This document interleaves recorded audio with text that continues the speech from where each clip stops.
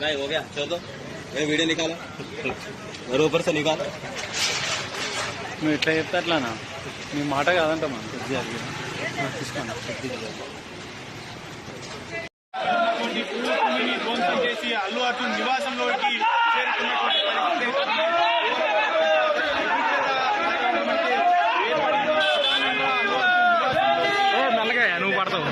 అటు సెక్యూరిటీ సిబ్బంది వాదించడంతో పెద్ద ఎత్తున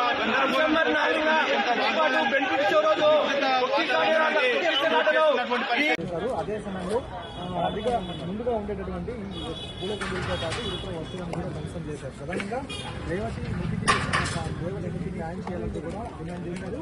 అలాగే ఇప్పుడు ప్రకటించినటువంటి ఇప్పటికీ 20 లక్షల ఇస్తానంటూ కూడా అల్లు అర్జున్ ప్రకటించారు. మరోవైపు ఖచ్చితంగా ₹1 కోటి వరకు కాన్ఫరెన్స్ చేస్తున్నారు.